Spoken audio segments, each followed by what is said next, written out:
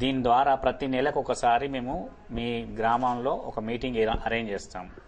మీ గ్రామంలో ఏ ఏ పథకాలు అమలవుతున్నాయి, ఆ పథకాలకు మీరు ఏ విధంగా అర్హులవుతారు, దాని ద్వారా మీరు ఎట్లా లబ్ధి పొందొచ్చు, ఏ అధికారికి మీరు దరఖాస్తు చేసుకోవాలి, ఏ అధికారి దగ్గరికి వెళ్తే మీ పని జరుగుతుంది అనేది ఆ కమిటీలో చర్చించబడుతుంది.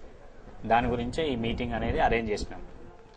మీకు ఆసక్తి ఉంటే, మీకు ఇష్టం ఉంటే మా కమిటీలో మీరు సభ్యులుగా చేరొచ్చు. ప్రతి నెల కూడా మీకు పోస్టు ద్వారా, లేకపోతే ఇక్కడ మీటింగ్స్ ద్వారా, లేకపోతే మీ ఇంటికి ఏమేం పథకం మీ గ్రామంలో అమలవుతుంది, ఏమేం పథకంలో మీరు ఎలిజిబుల్ అవుతారు, అంటే ఏమేం పథకాన్ని మీరు అప్లికేషన్ పెట్టుకోవచ్చు అనేటివి. అంటే తెల్ల కార్డు ఉన్న ప్రతి ఒక్కరికి కూడా కేంద్ర ప్రభుత్వం అన్ని రకాల సదుపాయాలని అందిస్తుంది. ఒక స్త్రీ సంక్షేమాన్ని కాదు, మీరు చూసిందనే కాదు, ప్రతి దాంట్లో కూడా పావలా వడ్డీ రుణాలే కాదు.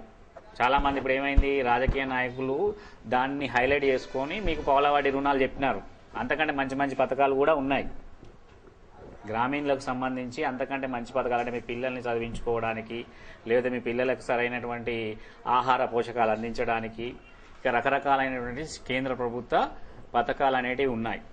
ఆ పథకాలకు సంబంధించినటువంటి అన్ని అంశాలు కూడా మీకు పోస్టు ద్వారా, లేదంటే చర్చ ప్రతి నెల మాసంలో ఒకసారి మా వాళ్ళు మీకు మీటింగ్ అరేంజ్ చేస్తారు. ఆ మీటింగ్లు అరేంజ్ అయితే ఏ పథకాలు ఎప్పుడెప్పుడు అమలు చేస్తున్నారు, మీరు ఎక్కడ ఆఫీసులో దరఖాస్తు పెట్టుకోవాలి, మండలానికి వెళ్ళాలా, లేకపోతే మీ గ్రామంలోకి పెట్టుకోవాలా, లేకపోతే ఆ అధికారి ఎవరు, అన్నీ కూడా మా వాళ్ళు మీకు అరేంజ్ చేస్తారు. అయితే మా దాంట్లో సభ్యత్వం ఉంటే మీకు డైరెక్ట్గా ఇంటికి మెయిల్ వస్తుంది, పోస్ట్ వస్తుంది.